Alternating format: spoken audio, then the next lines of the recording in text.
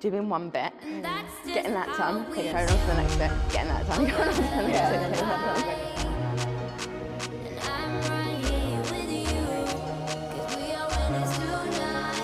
Oh gosh, so the way I envision things out is I just want to get to know you and have a chat, really. Yeah. I've been listening to everything that you've been doing with your podcasts. I myself have a very difficult relationship with alcohol. It tends to just make me feel negatively about myself. It's so cultural for us to sit here and have a drink. I know in some of your previous episodes, you and Hamish have spoken about mental health and bottling things up, how people will then go to alcohol and utilise that to kind of forget about it all. So it'd be really interesting to kind of know your points of view in regards to why you stopped drinking. Oh, it's a good question. I mean, your first comment is alcohol makes me feel very negative about myself. And you can hear the weight in your words there. Why are we doing something that makes us feel very negative about ourselves? Like we're sold this big lie that alcohol is fun and we go out and have a better time. And I always question that now. It took me 25 years of heavy binge drinking to understand that alcohol wasn't making me feel how it was sold, how it was expected to make me feel. I thought it was fun, and actually the first drink was always fun, but then it always descended for me into the point where the next day I had terrible, terrible anxiety, I had regret and shame, and I used to wake up, you know, almost feeling like I didn't know who I was anymore. And I call it kind of the fear of the unknown, because I'd always end up in a blackout and I'd always never remember any of my behaviours. And the next day there would be this kind of hollowness within me, within my hangovers, where I was like, what was I doing last night and why? But I never said, maybe I need to stop drinking. And I don't think a lot of us do. We just go, well, let's keep doing this because this is what we do. We're British, we go to the pub and we drink and we have a good time and everybody does it, so that makes it okay. But I think now people are starting to question alcohol, question its impact on our mental health, and understand that actually, are we better when we're drinking? Yeah. I have to completely agree with you. And I think that's why it's so, I feel like one side I'm being pulled this way, one side I'm being pulled this side. But the thing that keeps getting me is, what did you just say? That why are we going to do these things that don't make us feel good? And it's in that first moment that we feel good about it. Maybe we get that the climax of it being like, oh yeah, this is incredible. Yeah, the dopamine hit. The dopamine hit. Then I find the more I've become aware of it as well, I feel that distance has decreased, so that actually I'm getting that dopamine hit quicker, and then actually I'm plateauing at that point, because I know, my heart, my body, my soul knows that this isn't making me feel good. So my thinking is, why are we doing it? And I think awareness. I don't think people really listen. I think podcasts really, even though that is a growing industry, it's still quite bespoke. People have to actively get out there, and especially if you think about algorithms, if they're not in that zone of that algorithm, then where are they going to see it? Well, the reason we keep doing it is, of course, because alcohol is an addictive substance. Once you've had one, it's designed to make you want another one.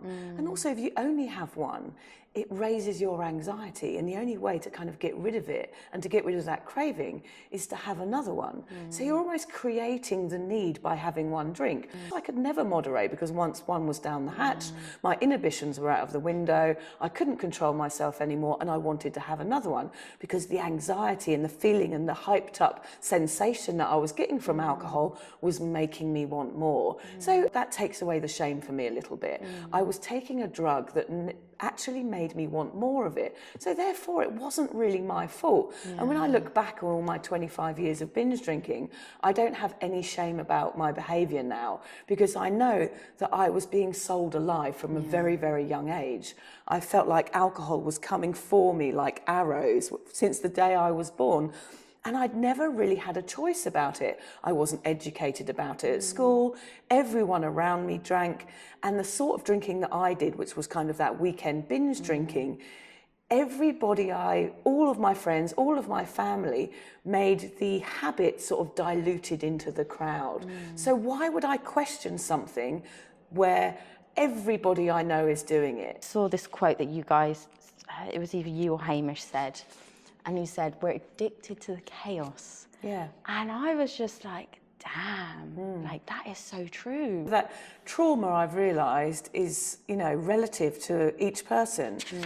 I always say, as a child, I wasn't locked in a cupboard like Harry Potter, but there was stuff that happened to me throughout my life, whether it was a bullying situation at school or a boyfriend ditching me. All of these little things that happen to everybody in life affect your confidence and affect your self-doubt and all of these other things. And alcohol takes that away for a second, especially if someone's shy. A lot of the people that I meet in this realm now are people that have spent all of their lives being very, very shy until they got to 15, 16, discovered alcohol and were like, oh, here we go. This is the answer to my confidence issues. It's a big amalgamation of issues that are heading us towards the booze. So, one of the things that I sit here and juggle with is, do you think drinking could ever be a positive thing? Because I know that I sat here many times and I thought to myself, oh, it's okay because of X, Y, and Z and whatnot. There's all these questions. So is there ever, in your experience, has alcohol ever been a positive? I think if you'd asked me that 7 years ago before I gave up drinking, I would have said, alcohol is everything. Alcohol is how I enjoy myself. It's how I connect with people. It's how I have friendships. It's how I relax. I would have given you a million reasons as to why alcohol was benefiting my life in some way. But of course, now I've been sober for nearly 7 years. I see that that was incorrect information. I can go into any situation and not drink. And I can be authentic like we are now, and we're having like sparkly-eyed connections and we'll walk away not feeling any shame. I trust myself and I trust my behaviour.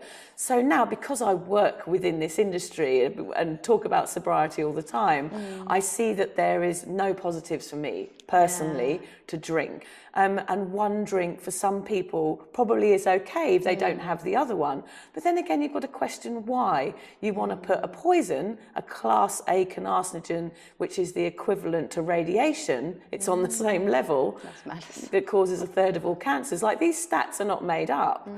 And people don't listen to them. And now it's not whether I want one or whether I don't. It's like, why would I? Why would I numb out the authentic me? I'm happy with myself now. Why would I feel the need for us to have a drink now to take away this lovely, genuine situation? It dawned on me as you were talking that actually, well, I'm sitting here from a place and this is all I know in this little realm.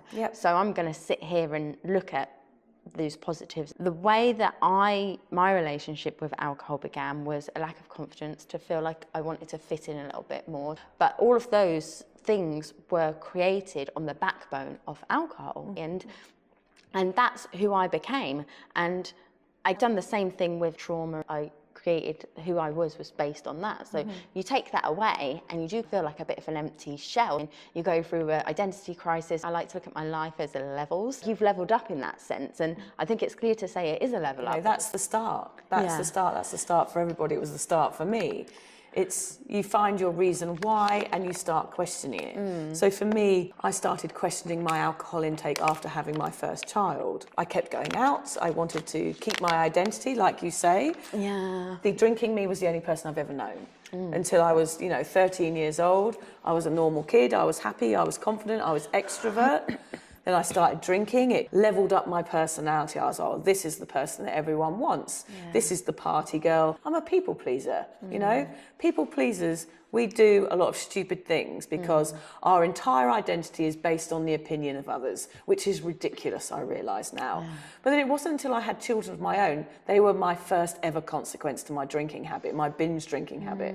When I talk about alcohol, I wasn't somebody who was, getting up in the morning and having a dram of whiskey.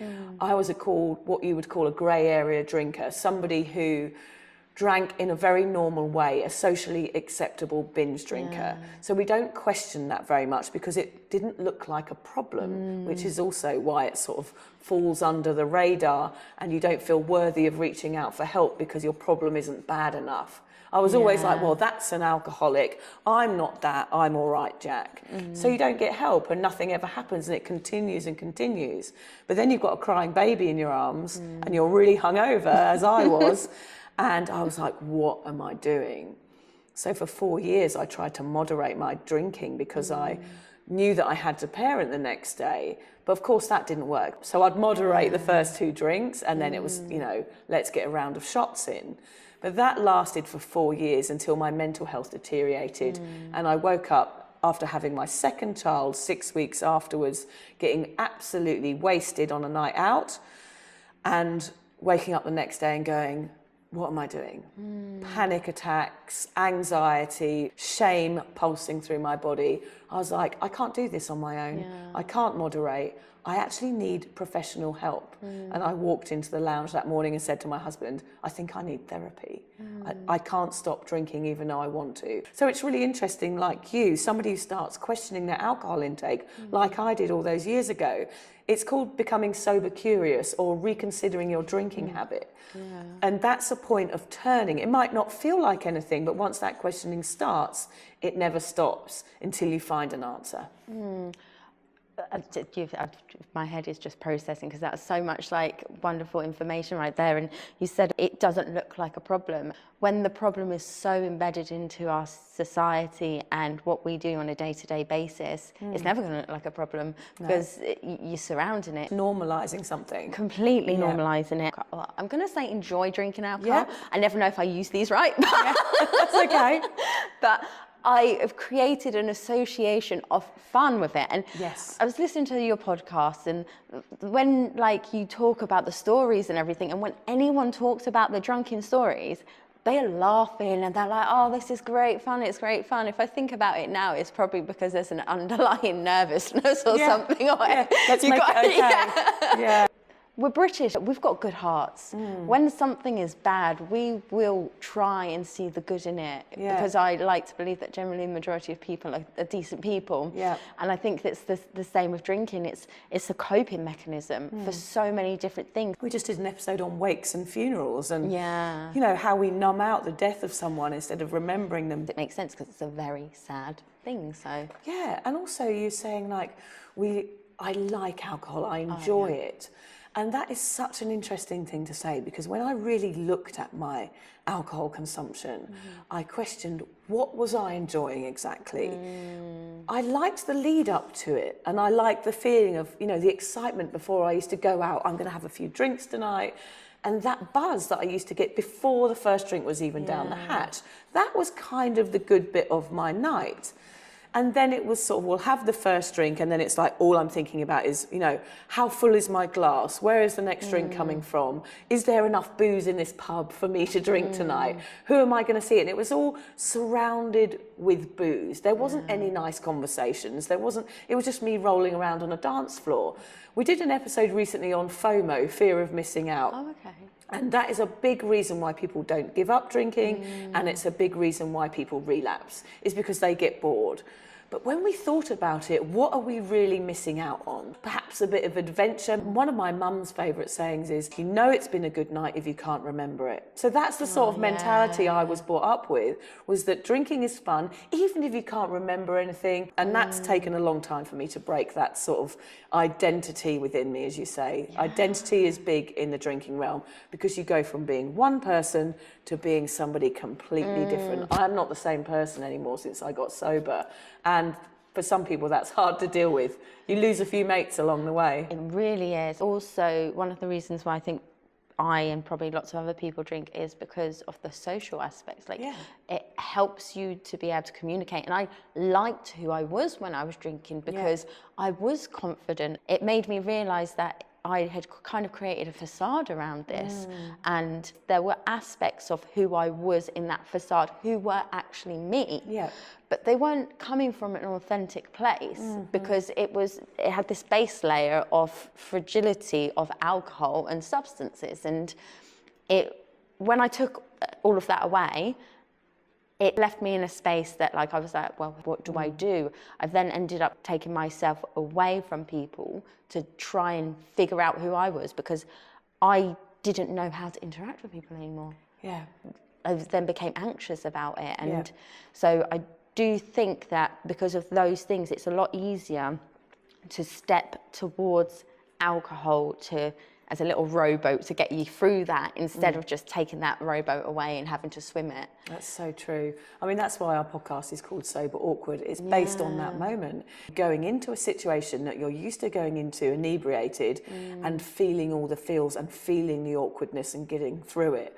The first time I went out without having a drink, we've got these lights on us now. That's how it felt. For the first time, I could hear everything, I could see everything. Everything is super raw because you're not numbing everything out. You feel very self-aware.